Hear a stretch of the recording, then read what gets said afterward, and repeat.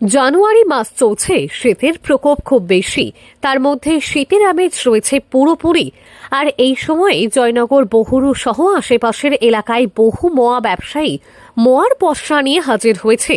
আর এই মোয়ার গুণগত মানকে ঠিক রাখতে জয়নগরে এই প্রথম নিজস্ব দোকানে মোয়ার পরীক্ষাগার তৈরি করেছে জয়নগরের এক মোয়া ব্যবসায়ী।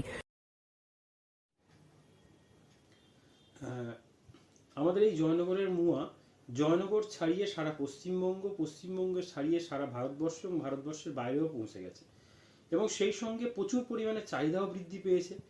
এবং চাহিদা বৃদ্ধি পাওয়ার সঙ্গে সঙ্গে যেটা হয় সেটা হচ্ছে কি, নকল মোয়া বাজারে ছড়িয়ে গেছে, এবং সেই সঙ্গে নকল হচ্ছে গুড়ও চারিদিকে ছড়িয়ে পড়েছে। এবং সেটা আটকানোর জন্য আমরা আমাদের ব্যক্তিগত উদ্যোগে একটা ল্যাবরেটরি তৈরি করি, যে ল্যাবরেটরিতে আমাদের প্রতিনিয়ত আমাদের যে নলেন গুড় আসে, সেই নলেন গুড়গুলোকে পরীক্ষা নিরীক্ষার মাধ্যমে আমরা যেটা মোটামুটি মোয়ার উপযোগী সেই গুড়গুলোকে আমরা বাছাই করি, এবং বাকি গুড়গুলোকে আমরা বাদ দিয়ে দিই।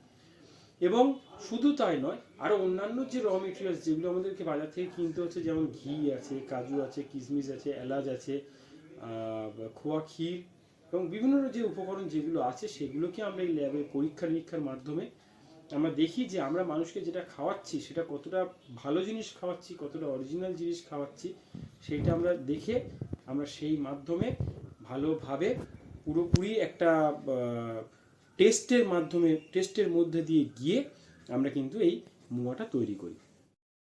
জয়নগর স্টেশন মোড়ের এই পরীক্ষাগার থেকেই নিয়মিত জয়নগরের মোয়ার সাথে জড়িত জিনিসের পরীক্ষা করা হচ্ছে।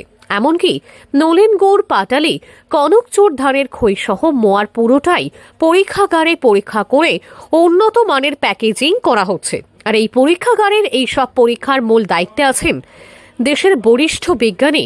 তিনি এই পরীক্ষাগারে দাঁড়িয়ে বলেন, জয়নগরের মোয়াকে বিশ্বের দরবারে আরও বেশি করে পৌঁছে দিতে এবং এর গুণগত মানকে ঠিক রাখতে এই পরীক্ষাগারের মাধ্যমে পরীক্ষা করে স্বাস্থ্যবিধি মেনেই উন্নত মানের প্যাকেজিং করা হচ্ছে।